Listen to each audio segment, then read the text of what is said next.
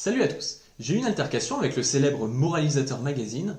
Après avoir voulu avoir un simple débat d'idées théorique avec lui, il a fini par me bloquer, par m'insulter, et puis par m'afficher fièrement devant ses abonnés en disant que je ne répondais plus, alors que de fait, comme j'étais bloqué, je ne pouvais pas répondre. Je vais pas passer 3 heures à décrire son comportement de débile qui passe son temps à traiter tout le monde de facho ou de rouge-brun en disant qu'il ne faut pas que les gens traitent les autres des JW car ce ne serait pas une réalité scientifique. Bien sûr, il a raison, mais est-ce qu'un rouge-brun ou est-ce qu'un facho, c'est vraiment une réalité scientifique quand ça correspond à 90% des gens qui ne pensent pas comme le Moralisateur Magazine? Bref, je vais me servir de son exemple pour vous montrer comment les woke interdisent aux autres de penser et s'interdisent eux-mêmes de penser. Vous noterez que j'utilise le terme woke qui n'est pas une réalité scientifique, aussi pour lancer une petite pique au Moralisateur Magazine qui n'aime pas qu'on utilise ce terme. Ça marche bien entendu avec tout type de militants débiles et dogmatiques. Alors la règle principale pour devenir un woke dogmatique, c'est de tout placer sur le plan de la morale. Quand on a un système de pensée, il y a des axiomes qui sont comme des piliers, qui sont des bases, qui vont nous permettre ensuite de construire des raisonnements. Ces axiomes, ils peuvent être rationnels. S'ils sont rationnels, on peut leur appliquer une sorte de doute cartésien, on peut les remettre en question et se demander est-ce que ces axiomes sont vrais? L'intérêt de cette démarche, c'est que quand on montre que ces axiomes sont vrais, ça permet de renforcer notre système de pensée parce que notre pensée résiste au doute, si vous voulez. Quand on a un système de pensée morale, ces axiomes, on ne peut pas les remettre en question, ça devient des dogmes. C'est comme les valeurs religieuses ou certaines valeurs morales. Et quand quelqu'un ose remettre en question ces dogmes, il devient directement disqualifié, discrédité, comme s'il était impur.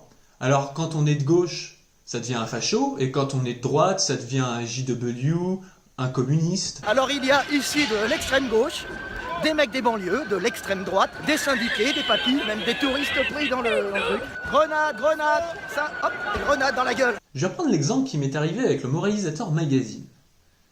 En fait, j'ai voulu lancer un débat avec lui par rapport à la hiérarchie qu'il pourrait y avoir dans la stratégie de lutte contre les oppressions. Si vous voulez, c'est une question purement rationnelle, c'est pas une question morale. Il y a de fait des oppressions dans la société, on peut se demander quelle est la meilleure stratégie pour lutter contre. Moi, j'avais envie de mettre en avant que je pensais que la meilleure stratégie, c'était la lutte des classes. Je vous expliquerai par la suite pourquoi, mais lui, il refuse catégoriquement de poser la question, c'est-à-dire que ce soit la lutte des classes ou pas, à la limite on s'en fiche, mais on peut se poser la question et se demander si on doit hiérarchiser les luttes. Lui, comme il est dans un prisme moral, il pense que ma réflexion, elle est d'abord morale. Je vous laisse regarder ce tweet. La division commence quand des gens considèrent que leurs intérêts d'émancipation sont supérieurs à ceux des autres et qu'il faut faire comprendre à ces derniers comment s'émanciper. C'est pas la lutte, ça c'est l'impérialisme. Ce qu'il reproche à des gens comme moi, ça serait de hiérarchiser les intérêts émancipateurs des opprimés. Comme si je disais que les intérêts des ouvriers étaient plus importants pour moi que ceux des femmes ou des personnes de couleur. Il peut alors se permettre de me juger comme quelqu'un d'immoral qui minimiserait le racisme. En appliquant son prisme moral, il transforme la question rationnelle « quelle est la meilleure stratégie pour lutter contre les oppressions ?» en une volonté de hiérarchiser les oppressions elles-mêmes. Comme si dire qu'il faudrait centrer la stratégie de lutte sur la classe sociale pour pouvoir récupérer le pouvoir et lutter efficacement contre les oppressions, c'était dire les intérêts des ouvriers sont supérieurs à ceux des femmes ou des personnes de couleur. En dernier lieu, il sous-entend donc que je pense que la souffrance ouvrière est plus importante que la souffrance des victimes de racisme ou de sexisme. Il pense que mon raisonnement se base comme le sien sur les vécus subjectifs des personnes et pas sur une analyse rationnelle de la société. Pourtant, ce n'est absolument pas mon point de vue.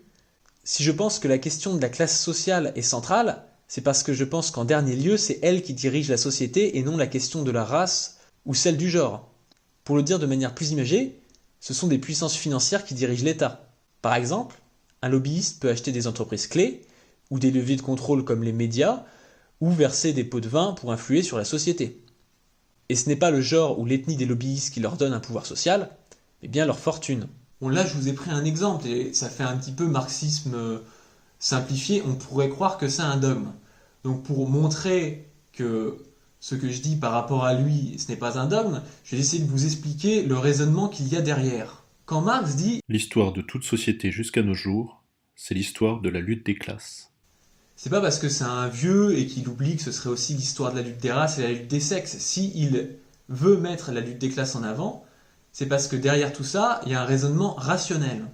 Marx et Engels, à travers l'idéologie allemande, font l'analyse de ce qu'est l'homme, de la différence entre l'animal et l'homme. Il faut vous rappeler que l'animal est toujours en interaction avec son environnement. Et si on fait changer son environnement, on exerce une pression sélective qui va faire évoluer les espèces animales. C'est les lois de Darwin. La différence que notent Marx et Engels entre l'animal et l'homme, c'est que l'homme dépend lui aussi de son environnement, mais peut modifier son environnement. Et en modifiant durablement son environnement, il va s'automodifier. Ce qui permet de modifier l'environnement, en fait, c'est le travail, c'est la production, c'est par exemple les outils. À travers ça, il y a un jeu d'aller-retour qui va se former entre une génération qui va changer l'environnement et une génération d'après, la génération X plus 1, qui va dépendre d'un environnement qui est modifié. Et dans l'histoire, la production et le travail va expliquer l'évolution de l'homme et l'évolution des sociétés humaines. C'est pour ça que Marx et Engels mettent en avant la lutte des classes, donc la lutte pour celui qui domine les rapports de production à travers l'histoire. Quand je vous dis ça, je peux avoir faux. Si ça se trouve, c'est pas vrai, si ça se trouve, le marxisme se plante. Il y a des débats autour de ça, mais c'est autre chose que d'avoir un dogme moral et de dire non, on pose surtout pas la question parce que ce serait mauvais en soi. Pour vous montrer comment dans l'histoire la lutte des classes permet d'expliquer les évolutions des sociétés, je vais prendre l'exemple de la colonisation. Bien évidemment, la colonisation a été une étape qui a créé du racisme parce que ça crée des préjugés. On a le préjugé du blanc qui serait le maître, du noir qui serait l'esclave.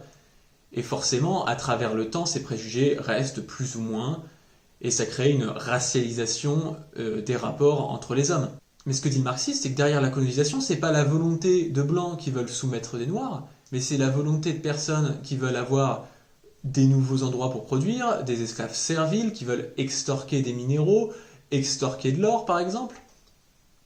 Et donc ce qui explique la colonisation et ce qui va expliquer la racialisation de la société, c'est les rapports de production et c'est les rapports de classe.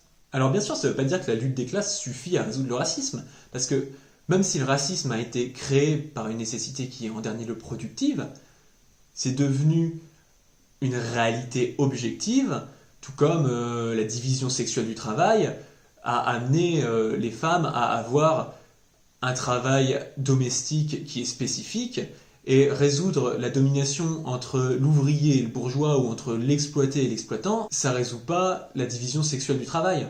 Les questions de sexisme et les questions de racisme sont toujours à prendre en compte de manière singulière. En fait, ce que je veux dire par là, c'est que pour atteindre une réelle société avec une égalité de sexe et une égalité ethnique, une égalité raciale, il faut passer par la reprise de l'État, c'est-à-dire par la lutte des classes. Il faut récupérer l'État et récupérer le pouvoir de légiférer. Parce que sinon, ça revient à être comme un enfant qui demande à son papa s'il peut sortir après 16 heures ou après 18 heures. Et son papa peut dire oui ou non. C'est l'exemple de l'URSS qui légifère et légalise l'avortement dès 1920, qui est le premier pays du monde à le faire. Pourquoi ? Parce que le parti bolchevique a réussi à prendre l'État. Sans prendre l'État, on est obligé d'être là à demander une petite avancée qui va prendre 100 ans à se faire. Parce que si on prend la légalisation de l'avortement, par exemple, tous les pays industrialisés n'ont pas encore adopté une loi là-dessus. Tout ça pour vous dire que poser une question théorique telle que je l'ai fait sur une hiérarchie à avoir dans les luttes, c'est quelque chose de purement rationnel, ça n'a rien à voir avec la morale. Et s'empêcher d'y penser par morale en disant « oui mais moi je suis plus pur que toi, je suis dans la vraie gauche, je ne pose pas cette question, donc je suis gentil », c'est complètement débile. Quand on a un système moral basé sur des axiomes moraux, en fait, au lieu d'interpréter les choses pour savoir si elles sont vraies ou fausses, on les interprète pour savoir si elles sont bonnes ou mauvaises. En s'interdisant de poser ce genre de questions, en fait, on s'interdit toute possibilité véritablement émancipatrice et on reste là à faire un espèce d'agglomérat de toutes les luttes qu'on appelle convergence des luttes, mais qui au final n'a rien de radical et rien de révolutionnaire parce que ça revient juste à demander à ceux qui ont les médias et à ceux qui ont le pouvoir de bien vouloir nous laisser avoir quelques bribes de progressisme par-ci par-là. Et ce débat, il est vieux comme Londres. Regardez ce texte d'Engels de 1880. Certes, le socialisme antérieur critiquait le mode de production capitaliste existant et ses conséquences, mais il ne pouvait pas l'expliquer, ni par conséquent en venir à bout. Il ne pouvait que le rejeter purement et simplement comme mauvais. Plus il s'emportait avec violence contre l'exploitation de la classe ouvrière qui en est inséparable, moins il était en mesure d'indiquer avec netteté en quoi consiste cette exploitation et quelle en est la source. Engels, Socialisme utopique et socialisme scientifique, 1880. Engels critique le socialisme utopique. Moi, je critique ici ce qu'on appelle une sorte de sentimentalisme. Je critique des moralisateurs, un dogmatisme, et c'est la même chose. En fait, c'est des gens qui critiquent des conséquences, mais qui ne cherchent pas les causes rationnellement. C'est des gens qui voient des oppressions qui existent vraiment, par exemple l'oppression sexiste, l'oppression raciale, l'oppression de classe, mais il peut même y en avoir d'autres, parce que quand on se base sur des oppressions, en fait, on se base sur un vécu subjectif d'une personne, donc ça peut être la grossophobie, ça pourrait être aussi ne pas aimer les chauves. On m'a reproché d'être chauve, par exemple, tu vois. Tout un tas d'oppressions, et à partir de ces oppressions, elles en déduisent qu'il faut lutter contre ces oppressions, mais qu'il ne faut surtout pas hiérarchiser, parce que sinon ce serait être méchant. Engels, ce qu'il dit dans son texte, c'est que le marxisme arrive à dépasser ce sentimentalisme qui ne critique que les conséquences, et arrive à comprendre comment marche la société pour critiquer ce qui est réellement important dans la société, c'est-à-dire ceux qui dirigent l'État, c'est-à-dire la classe dominante. Et donc le marxisme remet la lutte des classes au centre du débat. Alors pour lancer une petite pique au Moralisateur Magazine, lui nous explique vraiment comment être le plus idiot des dogmatiques, comme ça. J'aime aussi que ces gens qui te traitent de petits bourgeois, comme les étudiants de mai 68 qu'ils conchient, mettent en avant de lire des livres, ce qui est très petit bourgeois et ferait bien rire la gauche à l'ancienne dont ils se réclament et qui dérive à bosser à l'usine. C'est-à-dire en s'empêchant de lire, parce que, oui, forcément, lire, c'est se confronter à des idées qui ne sont pas les nôtres, et c'est pouvoir, des fois, remettre en cause certains dogmes qu'on a. Donc un conseil à tous les woke qui veulent vraiment s'interdire de penser le plus possible, ne lisez surtout pas. Il n'y a rien de pire que de lire pour remettre en cause ce qu'on pense.